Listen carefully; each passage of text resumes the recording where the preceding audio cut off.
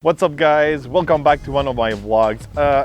It's been more than a year now I own my GMC Sierra 1500 AT4. The AT4, it's brand new for 2019. I love my truck. It sits on 35 inches tires. I've been playing with it. It's got the 6.2 in it. But when I bought my AT4 more than a year ago, I used to have a Ford Raptor first gen and also a heavily modified Ford Mustang GT. It was all Roush and all that. And I miss having both, the combo. This truck is newer, it's more expensive. Yes, this one awesome. I like the power and all that. I like the off-road capacity. It's pretty close to the Gen 1 Raptor, not as capable. The Gen 1 was, long travel suspension, but this one is not that bad. I like the power. This one is way more powerful than my Gen 1 Raptor. So overall, this truck is really practical, really great, good for off-roading and all that, but I miss, having a sport car. I was looking to really modify this truck. It's been tougher than I was expecting. At first buying a GM was like, it's gonna be easy. The engine inside of it, it's similar to a Camaro or a Corvette, but these new GMs are really hard to crack, really hard to tune, super expensive to tune. I did a little bit of modification on it, wheels, tires, intake, exhaust and all that. I wish I could tune it. I know there's some guys out there that are able to tune it, the HP tuners and all that, but it seems really complicated, really expensive, and also it's gonna void my warranty. I'm used to have those tuners and just play with it really easily. I'm used to pay $400 to $500 to tune my cars, and it's super easy and I can play with it. But with these new trucks, it costs more than 2 to 3 grand just to tune it. And just for me, it's just too much. So I wish I could add more power, a supercharger or something like that. But this project seems so expensive. I might consider switching for something else. And I love my truck, but I miss having something who really can perform, really something who can compete with sport cars. And I miss having a sport car, but I live in Canada and half of the year or more than that, my sport car stays in the garage. So it's not really worth it to have 2 cars. So this week I've got a chance to drive something I was looking forward to drive for a while now. And I always thought maybe this is the solution to combine the truck practicality and the Mustang, muscle car, all that mixed together in one SUV. So this week I've got really something special for you. So my solution might be this SUV. It might satisfy all my horsepower needs and also being practical all year around here in Canada, and also being able to drive it during winter time. I'm speaking about the Jeep Grand Cherokee TRACKHAWK.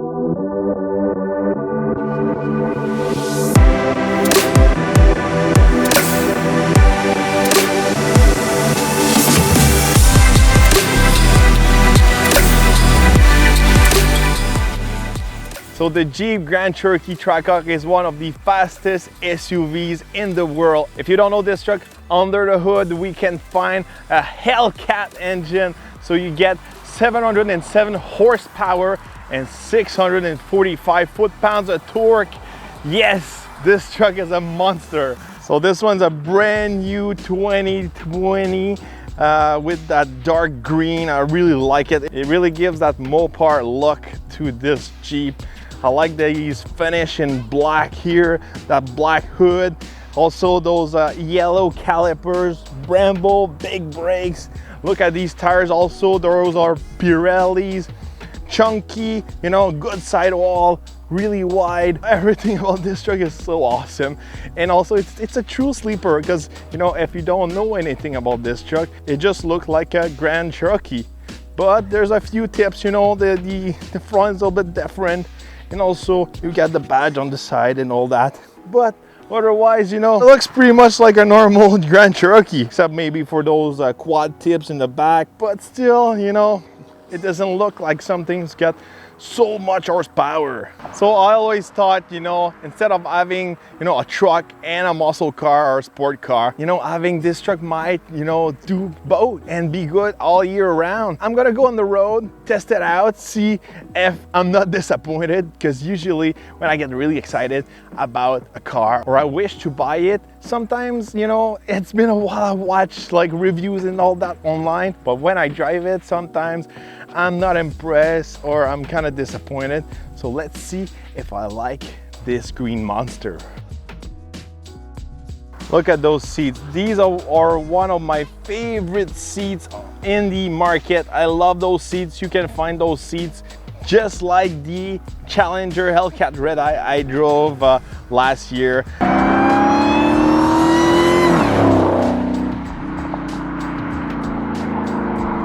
These are the most comfortable, but still you got some really nice support.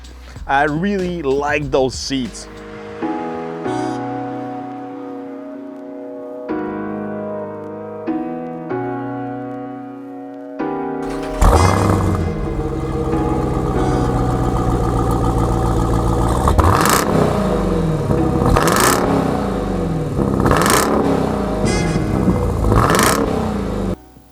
Launch control in the rain.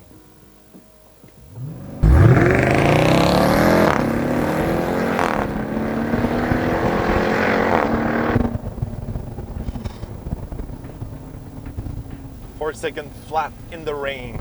That's pretty good. So behind the wheel of the Jeep TRACKHAWK, 707 horsepower. You know, I've been testing this truck all week, and now it's really the real condition for this truck. You know, it started to rain and all that. Usually, you know, when you drive a high horsepower sport car, when it's raining, it's kind of sketchy unless you have something all-wheel drive. And this is 4x4 all-wheel drive. It's a special performance 4x4, I could say. And this thing hooks up. Wow, I was really surprised. I just did a launch control with it in the rain, and wow, there's nothing to compare it in these conditions, I could say. So, you know, if you're if someone's tried to race against you in some kind of like not the ideal condition, a TRACKHAWK will destroy pretty much everything. So this week I'm really surprised by the TRACKHAWK. You know, I'm not disappointed. Usually when I get excited to drive something and it's been a while, I want to drive something, sometimes I'm not impressed, or I'm just like, ugh. It's not as cool as I thought it will be, but it's not the case with the TRACKHAWK. This thing is just awesome. It does a lot of things just great. It's just awesome to do a lot of things. You know, performance-wise, you know, in a straight line, 0 to 100 and more is just a beast. Handling-wise, for an SUV of 6,600 pounds, it's a great handling for an SUV. Obviously, you don't compare an SUV with a sport car, but still, you get some handling. It's not just like a straight, you know, line kind of car. You've got those awesome tires, awesome setup of wheels, the suspension and all that. It's just, for me, it's just ideal for, you know, launching, acceleration, handling, and comfort. On the road, this thing is just so comfortable. I just drove the Lincoln Aviator a few weeks ago, and this thing is more comfortable than the Lincoln Aviator. And this thing should be a hardcore high horsepower truck. The seats, the suspension, because you have a taller sidewall on the tires, this thing rides like a cloud on the highway. So it's not just like a hardcore harsh ride. You know, sometimes when you drive those high horsepower cars, it's not the ideal cars to drive on a road trip, and this thing can do it all. You know, it can go on the racetrack, you can drive it all year round during winter, you can bring the kids, you can bring some luggage, it's a 4x4, you can still go in rougher roads with it. This thing does it all, and it does it really well.